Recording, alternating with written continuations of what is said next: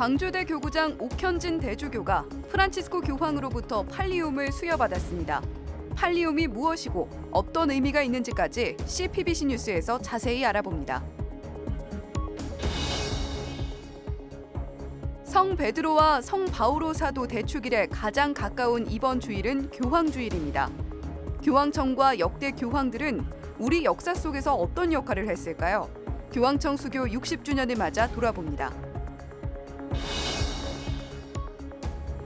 중소상공인 기부 캠페인인 바보 나눔터가 500호점의 탄생을 알렸습니다. 김수환 추기경의 사랑을 실천하는 바보 나눔터는 수익의 일부를 더 힘들고 어려운 이웃을 위해 나누는 가게 등 중소규모의 업체로 구성돼 있습니다.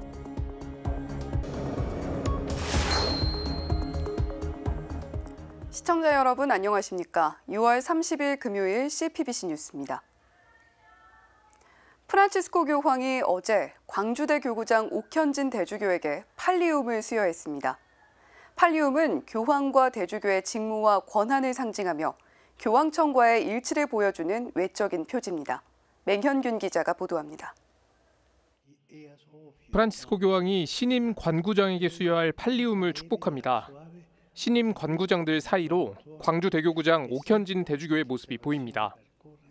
E oggi, mentre alcuni nostri fratelli arcivescovi ricevono il palio, segno della comunione con la Chiesa di Roma, vorrei dire loro: siate apostoli come Pietro e Paolo, siate discepoli nella sequela e apostoli nell'annuncio, portate la bellezza del Vangelo ovunque, insieme a tutto il popolo di Dio.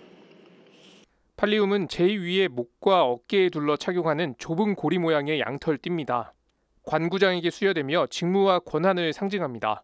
자신의 어깨에 잃어버린 어린 양을 올려놓는 것을 의미합니다. 교황도 강론에서 팔리움의 이런 의미를 강조했습니다. 세속적인 것이 아니라 세상 속에서 복음을 전하며 기쁨을 찾아야 한다는 것입니다. 교회 안에 갇히는 것이 아니라 세상으로 변방으로 나아가야 한다는 의미로 풀이됩니다. 예수님이 베드로에게 양들을 돌볼 것을 당부한 모습이 떠오릅니다.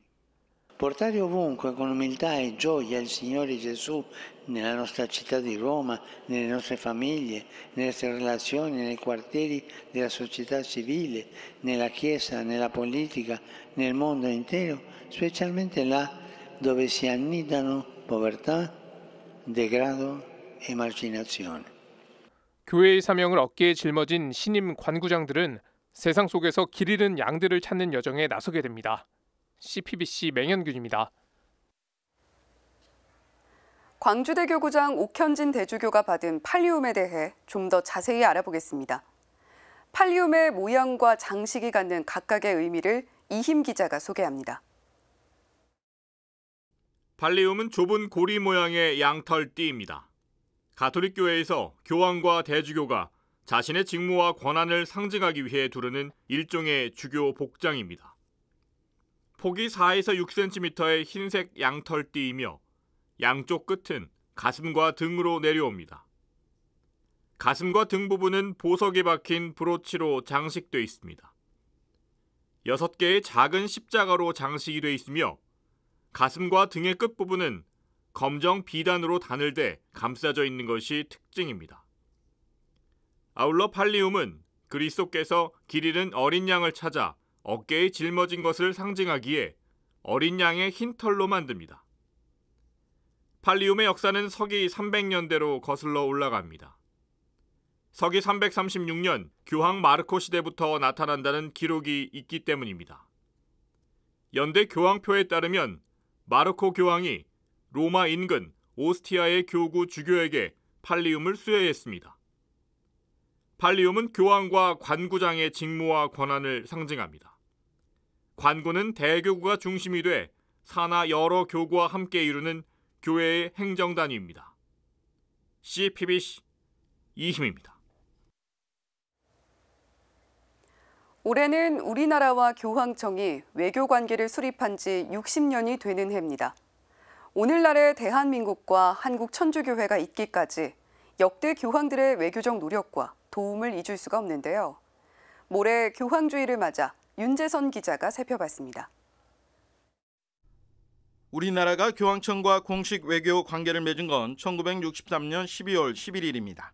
3년 뒤인 1966년 한국과 교황청은 대사급 외교 관계를 맺으며 양국 관계는 더욱더 가까워졌습니다. 1974년에는 교황청 주재 한국 대사관이 설립돼 신현준 대사가 초대 교황청 상주대사로 파견됐습니다. 교황청과 외교 관계를 맺을 수 있었던 건 해방 이후 대한민국에 큰 관심을 가졌던 역대 교황들의 지원이 있었기에 가능했습니다. 비오 12세 교황은 정부 수립 이전인 1947년 10월 미국 메리놀 외방정교회 패트릭 번 신부를 교황 특사로 임명해 대한민국에 파견했습니다. 이는 국제관례상 교황청이 대한민국을 주권국가로 승인한 것으로 받아들여졌습니다.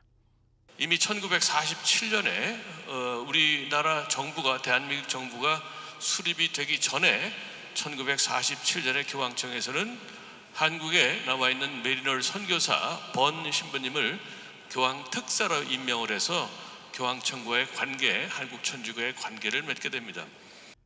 나아가 비오 12세 교황은 대한민국이 1948년 12월 파리 제3차 유엔 총회에서 한반도 유일의 합법 정부로 승인받는 데 큰 영향을 미쳤습니다. 비오 12세 교황은 당시 교황청 국무원장 설이었던 조반니 바티스타 몬티니 몬시뇰과 파리 주재 교황청 대사인 안젤리 주세페 롱칼리 대주교에게 한국 대표단을 적극 돕도록 요청합니다. 당시 유엔 대표단을 이끌었던 한국 대표는 독실한 천주교 신자였던 장면 요한 박사였습니다. 당시 몬티니 몬시뇰과 롱칼리 대주교는 각국 대표와의 마쿠 교섭을 통해 장면 박사를 적극 지원했고 신생국가였던 대한민국이 독립국가로 인정받는 데 결정적인 역할을 하게 됩니다. 롱칼리 대주교는 비오 12세 교황의 뒤를 이은 성 요한 23세 교황이며 몬티니 몬시뇰은 훗날 성 바오로 6세 교황이 됩니다. 후에 그분들 다 성인 됐죠. 성인 교황님이 되신 그 두 분들이 교황님의 명을 받들어서 우리를 열심히 도와줬기 때문에 오늘날 대한민국 정부가 있게 됐다 해도 과언이 아니고, 또 그때 합법 정부로 인정을 받았기 때문에 1950년 6.25가 터졌을 때 그 유엔군이 파견될 수 있었다는 것이죠. 교황청은 1949년 4월 17일 대한민국을 정식 승인했으며 교황대사로 파견했던 패트릭 번 주교를 주황교황대사로 임명했습니다. 한국과 교황청 수교 60년이 주는 의미는 단지 외적인 외교 관계에만 머무르지 않습니다. 거기에는 하느님의 특별한 은혜가 자리하고 있습니다. 내적으로 정말 하느님께서 교황청을 통해서, 교황님을 통해서 우리 한국 천주교에게 각별한 은혜를 베푸셨다는 것 우리가 기억하고 감사하면 좋겠습니다. CPBC 윤재선입니다. 재단법인 바보의 나눔이 펼치는 중소상공인 기부 캠페인 바보 나눔터의 500호점이 탄생했습니다. 재단법인 바보의 나눔은 29일 서울 강남구 게러지드 블랑에서 바보 나눔터 500호점 현판식을 거행했습니다. 어제 현판식에는 바보의 나눔 사무총장 우창원 신부와 게러지드 블랑 고훈민 대표 등이 참석했으며 현판 및 500호점 기념패 전달식과 축복식이 이어졌습니다. 게르지드 블랑은 전문 디테일러가 차량의 상황에 맞게 세차, 코팅, 수리 등을 제공하는 자동차 디테일링 샵입니다.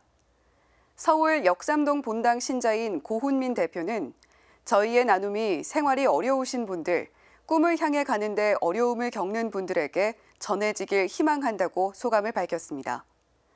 바보 나눔터는 지난 2017년 2월부터 시작된 중소상공업체를 위한 기부 프로그램입니다. 가게, 식당, 카페, 병원, 학원 등 중소상공업체라면 누구나 가입할 수 있으며 매월 3만 원 이상의 정기 기부 또는 100만 원 이상의 일시 기부로 동참할 수 있습니다.